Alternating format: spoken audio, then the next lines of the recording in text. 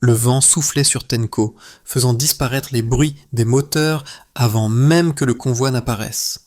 L'air était saturé de chaleur, lourd de poussière et de fer, tandis que les soldats, épuisés, se tenaient en silence. Ce matin-là, ce n'était pas une simple visite officielle. Le Premier ministre Remlan Emmanuel Vrogo était là pour marquer un moment crucial pour le Burkina Faso, un symbole de résilience. Ibrahim Traoré, un leader militaire fort de son engagement, savait que cette rencontre marquerait un tournant pour le pays. Il s'agissait moins de l'apparence d'un gouvernement fort que de la vérité d'un peuple qui se relève dans la poussière avec courage et conviction. Ibrahim Traoré, en tant que capitaine et porte-drapeau du Burkina Faso, incarne une vision claire pour l'avenir du pays. Une indépendance retrouvée et une nation prête à se défendre. La situation du Burkina Faso est complexe, avec une guerre en cours contre des forces insurgées et un état de reconstruction à grande échelle. Mais Traoré a promis que le pays ne sombrerait pas. Il a placé sa foi dans l'unité, dans la capacité du peuple burkinabé à se relever des cendres de la guerre. Chaque visite, chaque déplacement sur le terrain, chaque rencontre avec les soldats renforce cette conviction. Le Premier ministre Vrogo, en rencontrant les troupes, a aussi montré qu'il n'était pas seulement un homme de bureau, mais un leader prêt à affronter les réalités du terrain. Le peuple du Burkina Faso attend de lui plus qu'un simple discours politique. Il espère des actions concrètes, un changement tangible. Il s'agit désormais de la survie d'une nation, du retour de la dignité à travers les sacrifices quotidiens de ses citoyens. Dans les rues de Tenko, la scène était poignante. Le Premier ministre Vrogo se rendait sur le terrain, mais pas de fanfare, pas de discours. Il venait simplement montrer sa présence parmi les soldats. Ce geste simple, mais puissant, marquait un tournant pour le Burkina Faso, un pays en guerre depuis plusieurs années. Le conflit a laissé derrière lui des villages dévastés, des routes désertées et un peuple épuisé mais déterminé. La guerre contre les insurgés a ravagé la nation, mais elle a aussi renforcé la solidarité nationale. Les attaques étaient fréquentes, surtout dans l'est du pays, où plus de 60 attaques ont eu lieu entre janvier et mars 2025, tuant plus de 150 personnes. Ces chiffres ne sont pas seulement des statistiques, mais des vies perdues, des familles brisées. Cependant, au milieu de cette destruction, un espoir timide renaît. Dans le village d'Akimbe, autrefois vidé de ses habitants, les enfants recommencent à jouer dans les rues, les femmes retournent dans leurs champs, les hommes à la reconstruction de leurs maisons. Ce retour à la vie, bien que fragile, symbolise la résilience du peuple burkinabé. Ce n'est pas un miracle, mais un acte de résistance. Les volontaires pour la défense de la patrie, qui sont pour la plupart des civils, jouent un rôle clé dans cette dynamique. En seulement quelques mois, leur nombre a explosé, atteignant 30 000 personnes, certains disent même plus de 100 000. Ces bénévoles, armés pour la plupart de peu de formation, sont déterminés à défendre leurs terres et leurs familles. Le gouvernement, de son côté, met en place des plans de reconstruction, coordonnant les efforts entre les forces régulières et les VDP. Les projets de reconstruction sont également stratégiques. Dans le même souffle que la lutte contre l'insurrection, le gouvernement burkinabé a lancé des initiatives pour rétablir les infrastructures, des puits à reconstruire, des écoles à rouvrir. Des drones, fabriqués localement, survolent désormais les régions reconquises. Le pays s'est adapté à ses besoins, en se réinventant pour ne plus dépendre des aides extérieures. Le message est clair, la souveraineté passe par l'autonomie. Ibrahim Traoré incarne cette transformation, cette métamorphose du Burkina Faso. En tant que leader militaire, il a compris que le pays ne pouvait se contenter d'une simple victoire militaire. Il fallait reconstruire la nation, brique par brique, âme par âme. Sous son commandement, la stratégie ne se limite pas à l'armement et à la reconquête du territoire, mais inclut également une vaste opération de régénération sociale et économique. Cette vision a pris forme dès les premiers mois de son ascension au pouvoir, lorsqu'il a mis en place un programme ambitieux pour réformer le secteur militaire et, simultanément, entamer un projet de reconstruction nationale. Les forces armées burkinabées, souvent décrites comme fragmentées et en sous-effectifs, se sont vues redynamisées par l'intégration des VDP. Ces volontaires, issus de la population civile, sont passés d'une milice de survie à une force de défense organisée et disciplinée. Ce n'est pas simplement une question de défense armée, mais aussi de préparation de la nation à l'après-guerre. Les pays voisins, comme le Mali et le Niger, observaient de près ce mouvement de résistance qui, tout en s'isolant, revendiquait une forme de souveraineté retrouvée. Pour Traoré, il ne s'agit pas de se battre pour des intérêts étrangers, mais de défendre l'indépendance et la dignité de son peuple. Les premiers succès sur le terrain ont donné de l'espoir à la population. Les villages repris à l'ennemi ont vu revenir l'activité économique, les enfants sont retournés à l'école et les familles, autrefois déplacées, commencent à rentrer chez elles. Cependant, ces victoires ont un coût, et la guerre est loin d'être terminée. La population burkinabé, malgré les avancées, sait que le chemin vers la paix durable est encore semé d'embûches. La situation au Burkina Faso n'a cessé d'évoluer, chaque action ayant des répercussions profondes sur le pays, tant sur le plan militaire que sur celui de la reconstruction. L'activation des forces de défense a été rapide, et la montée en puissance des VDP a été un des facteurs clés de cette résurgence. En réponse à la menace croissante des insurgés, Traoré a organisé une série de contre-attaques coordonnées, avec des offensives militaires et des stratégies de reconquête des zones rurales stratégiques. Le gouvernement a mis en place des bases avancées et des points de contrôle, tout en déployant des drones pour surveiller et sécuriser les régions sensibles. Mais au-delà de la stratégie militaire, ce qui a véritablement changé la donne a été la détermination du peuple burkinabé à défendre son territoire. La bataille s'est intensifiée dans l'Est, où les insurgés ont pris un contrôle considérable pendant plusieurs mois. Cependant, à partir du printemps 2025, une série de victoires militaires a permis au Burkina Faso de regagner du terrain. Des zones clés comme Akambe ont vu une reprise de l'activité économique, bien que l'instabilité reste présente. Le retour progressif des marchés a redonné espoir aux habitants qui avaient perdu la confiance en un avenir proche. Les premiers signes de reconstruction sont apparus non seulement dans les infrastructures, mais aussi dans la mentalité collective. La nation a commencé à se reconstruire, non seulement en rétablissant les services de base, mais en renforçant le tissu social par une volonté collective de réparer les fractures laissées par les années de guerre. Un autre aspect crucial de cette reconstruction a été l'implication des civils dans la défense de la patrie. En formant les volontaires pour la défense de la patrie, le gouvernement a pu augmenter rapidement la capacité de défense du pays sans avoir à compter exclusivement sur les forces armées régulières. Ces citoyens volontaires ont joué un rôle décisif dans la lutte contre les insurgés, mais aussi dans le soutien aux communautés locales.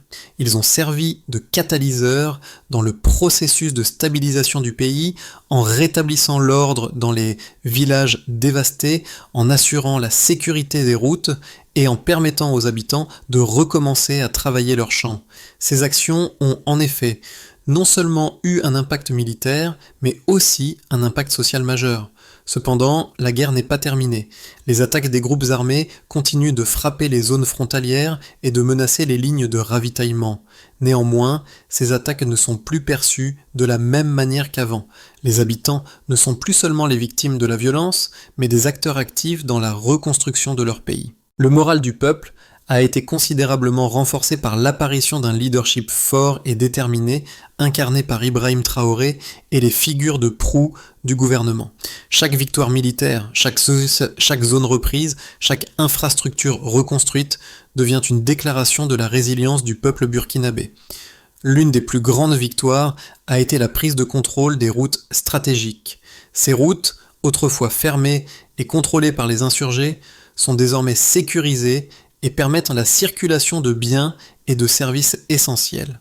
Cette reconquête a permis non seulement de libérer les villes et villages occupés, mais aussi d'ouvrir la voie à une relance économique. Le gouvernement a mis en place des programmes de reconstruction en priorité pour les zones les plus dévastées. Les premières écoles rouvertes et les puits restaurés sont des signes tangibles de cette dynamique. Les résultats tangibles des efforts du Burkina Faso en matière de reconstruction et de défense ne sont pas seulement visibles à travers les récits, mais également à travers les chiffres. Entre janvier et mai 2025, plus de 60 attaques ont frappé les régions du nord et de l'est du pays, entraînant la perte de plus de 150 vies humaines. Cependant, ces chiffres, qui représentaient une tragédie nationale, ont également servi de catalyseur pour l'action. À partir de juin 2025, les forces armées et les VDP ont intensifié leurs efforts, et le pays a connu un retournement progressif de la situation sur le terrain. À la fin de l'année, le gouvernement a estimé que plus de 70% des zones occupées par les insurgés avaient été récupérées, marquant ainsi un tournant stratégique. Le nombre de bénévoles dans les unités de défense a explosé, passant de 30 000 à plus de 100 000 personnes. Ces chiffres ne sont pas seulement impressionnants en termes de quantité, mais aussi en termes de qualité. Chaque membre de ces unités a été formé en grande partie par des instructeurs locaux, certains avec peu de moyens, mais déterminés à défendre leurs terres. Les VDP, une force volontaire composée en grande majorité de civils, ont joué un rôle essentiel dans la sécurisation des routes et dans la protection des infrastructures stratégiques. Cette mobilisation a permis d'assurer la stabilité dans des zones sensibles, où l'armée régulière ne pouvait pas toujours être présente en raison de la dispersion des forces. En termes de reconstruction, les chiffres sont tout aussi parlants. D'ici la fin du premier semestre 2025, le gouvernement a restauré plus de 300 puits dans les zones rurales du Burkina Faso, permettant ainsi à des milliers de personnes d'avoir un nouveau accès à l'eau potable. En parallèle, plus de 40 écoles ont été rouvertes, offrant une chance à des milliers d'enfants de reprendre leurs études après une longue interruption. Ces initiatives ont été accompagnées d'un renforcement des infrastructures sanitaires et éducatives dans le but de soutenir à la fois la résilience et la prospérité du pays à long terme. Le soutien international, bien qu'important, n'a pas été aussi massif que prévu. En effet, la communauté internationale a hésité à intervenir à grande échelle, principalement en raison des tensions politiques dans la région et des décisions controversées de la part du gouvernement burkinabé. Toutefois, les autorités locales ont démontré que l'indépendance du pays ne reposait pas sur l'aide étrangère, mais sur la solidarité interne et l'ingéniosité locale. Le pays a ainsi misé sur ses propres ressources, développant une stratégie basée sur l'autosuffisance et la production locale. Les progrès économiques sont également visibles à travers les nouvelles entreprises locales qui se sont ouvertes, notamment dans les secteurs de l'agriculture et de l'artisanat. Le Burkina Faso, autrefois dépendant des importations pour de nombreux produits de consommation courante, commence à produire et à exporter des biens fabriqués sur son sol. Par exemple, des coopératives agricoles ont vu le jour, produisant du coton, des noix de cajou et du blé, avec des milliers d'emplois créés dans ce secteur. Ces initiatives ont non seulement contribué à la croissance économique, mais aussi à la reconstruction du tissu social du pays, en rapprochant les communautés rurales des zones urbaines. Cependant, malgré les progrès réalisés, le modèle du Burkina Faso n'est pas sans ses détracteurs. D'un côté, il y a ceux qui considèrent que la stratégie menée par Ibrahim Traoré et le gouvernement est une réussite, un exemple de résilience face à l'adversité. Ce groupe voit la montée en puissance des VDP comme une manière innovante de renforcer la défense nationale tout en impliquant directement la population. L'autosuffisance, la priorité donnée à la reconstruction locale et la volonté de ne pas dépendre de l'aide étrangère sont perçus comme des éléments clés qui garantiront la stabilité à long terme du pays.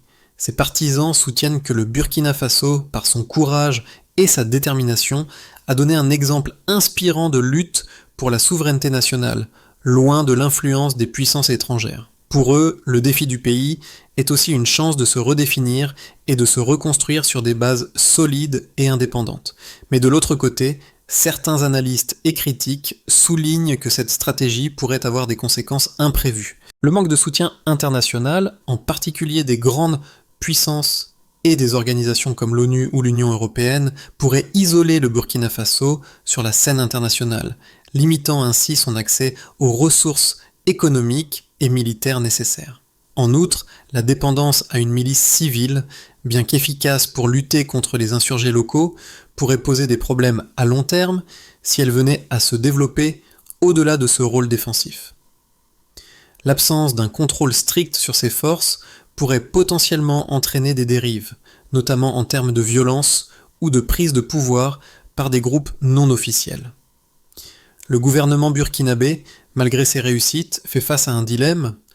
Comment maintenir cette indépendance tout en évitant l'isolement diplomatique et en s'assurant que les forces civiles ne deviennent pas incontrôlables? La gestion de ces forces locales, tout en garantissant un équilibre entre sécurité nationale et réconciliation sociale, reste un défi majeur pour le pays.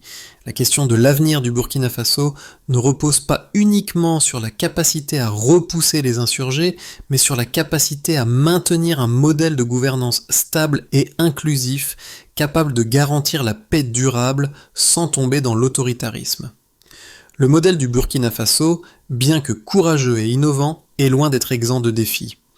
À mi-chemin de ce processus de reconstruction et de résistance, il est clair que le pays marche sur une ligne fine. La situation sur le terrain, bien que s'améliorant, reste fragile. Les progrès visibles dans les infrastructures et l'économie sont incontestables, mais ces avancées peuvent être menacées par les tensions internes, les attaques continues des groupes armés et la pression croissante des puissances étrangères. Ibrahim Traoré, avec sa vision de souveraineté et d'indépendance, fait face à une résistance non seulement au sein du pays, mais aussi sur la scène internationale. Les pays voisins, comme le Mali et le Niger, observent de près le modèle burkinabé, certains qu'il pourrait avoir des répercussions sur toute la région du Sahel. Pourtant, pour le peuple burkinabé, cette résistance n'est pas simplement une guerre sur le terrain, mais une bataille pour préserver leur dignité, leur culture et leur futur.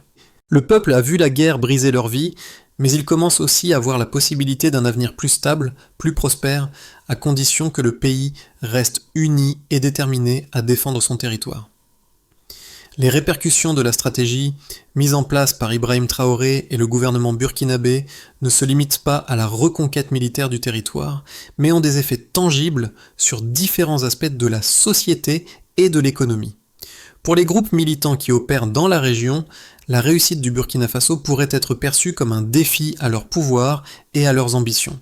Au Sahel, les groupes armés ont souvent trouvé un terrain fertile pour leurs activités, profitant de la faiblesse des États voisins et de l'absence de soutien international décisif. Mais la résilience du Burkina Faso pourrait renverser la tendance, offrant un modèle de résistance qui pourrait inspirer d'autres nations de la région confrontées à des défis similaires. Pour le peuple burkinabé, les effets de cette résistance se font sentir dans les communautés locales.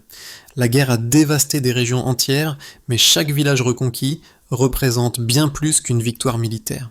Il symbolise le retour à une vie normale, à une sécurité relative, et surtout à un espoir de prospérité.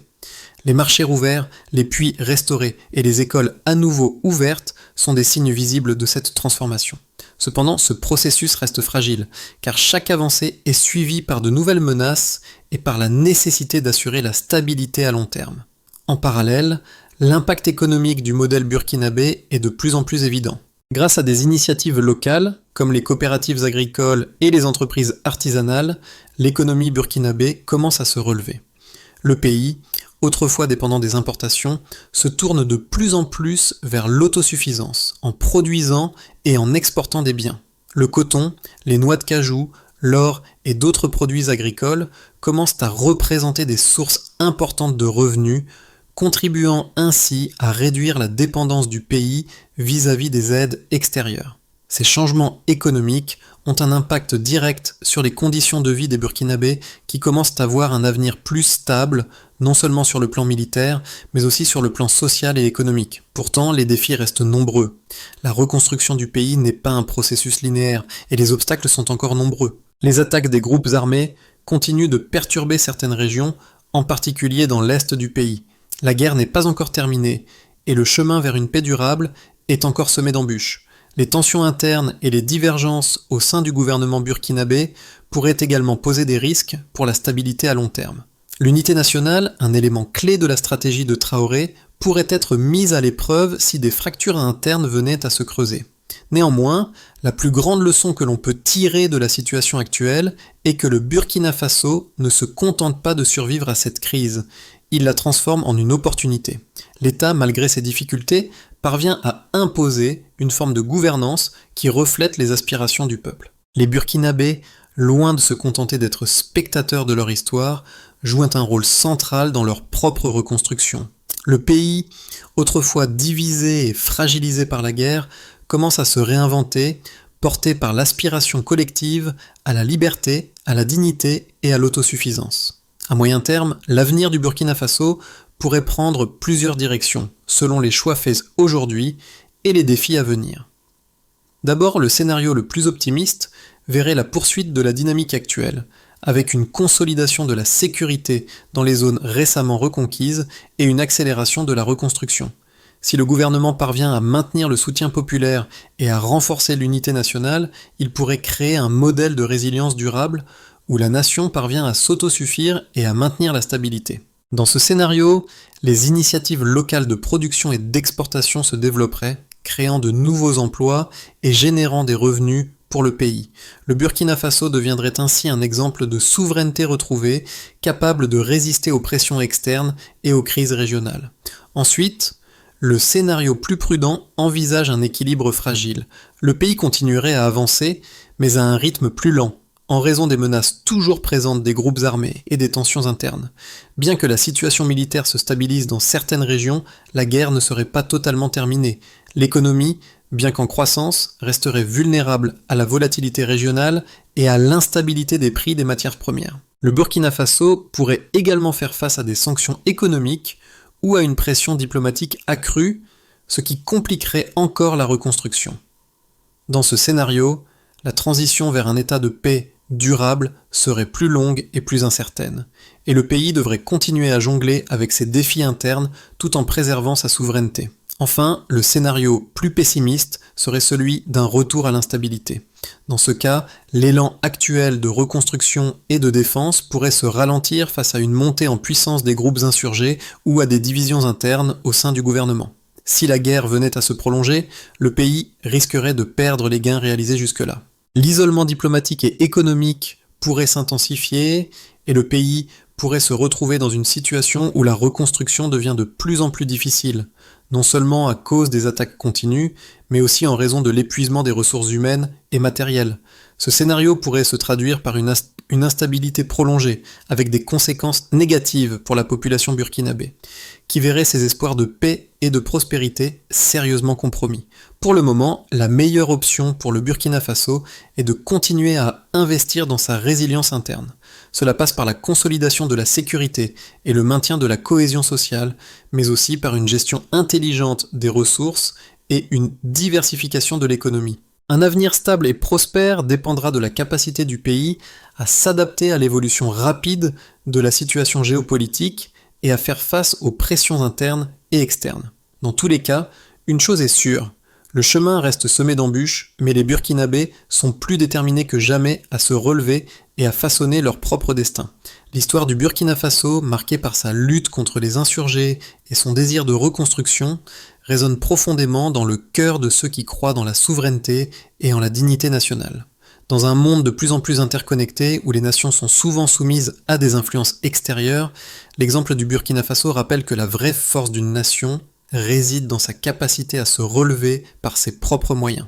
Cette leçon est particulièrement pertinente pour les peuples d'Afrique, mais aussi pour d'autres nations du monde en développement qui se trouvent à confronter à des défis similaires.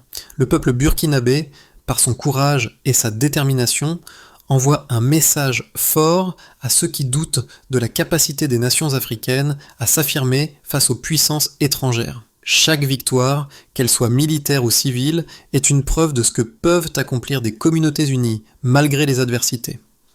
La manière dont les Burkinabés ont surmonté la guerre, reconstruisant leurs terres, leur vie et leurs rêves, incarne une forme de résistance pacifique qui inspire l'espoir. La question pour les spectateurs, surtout ceux qui suivent de loin l'évolution de la situation au Burkina Faso, est de savoir si ce modèle peut être reproduit ailleurs. Peut-on, dans un monde où l'aide internationale domine encore trop souvent les décisions politiques, redéfinir la notion d'indépendance en prenant des mesures radicales pour protéger ses intérêts nationaux et assurer son avenir? Le Burkina Faso démontre qu'une nation, par son engagement et sa solidarité interne, peut transformer des épreuves en occasion de croissance et de développement. Pour garantir un avenir stable et prospère, le Burkina Faso doit suivre une série d'étapes clés. D'abord, la première priorité est la consolidation de la sécurité dans les zones reconquises. Cela implique non seulement la poursuite des efforts militaires contre les groupes armés, mais aussi le soutien continu aux forces locales comme les VDP, qui sont essentielles pour maintenir l'ordre dans les régions sensibles. Il est crucial que ces forces reçoivent une formation adéquate et un équipement adapté pour renforcer leur efficacité et éviter les dérives potentielles. Ensuite, la deuxième étape fondamentale est la réconciliation nationale. Alors que la guerre a laissé des cicatrices profondes dans la société burkinabé, il est impératif de promouvoir des initiatives de paix et de cohésion sociale. Cela inclut le soutien aux victimes de guerre, le dialogue entre les différentes communautés et des efforts pour reconstruire le tissu social qui a été déchiré par des années de conflits. La réconciliation ne doit pas être seulement un discours politique, mais un processus concret qui implique chaque citoyen, des leaders communautaires aux jeunes générations. Puis la troisième priorité réside dans l'essor économique. Bien que des progrès aient été réalisés avec la réouverture des marchés et le soutien aux initiatives locales, il est nécessaire de diversifier l'économie et de réduire la dépendance aux matières premières. L'agriculture, l'artisanat et l'industrie doivent être renforcés et des partenariats stratégiques peuvent être envisagés avec des pays voisins pour favoriser l'échange commercial et l'investissement dans des secteurs porteurs. Le développement des infrastructures de transport et des réseaux de communication sera également essentiel pour relier les régions rurales aux centres urbains.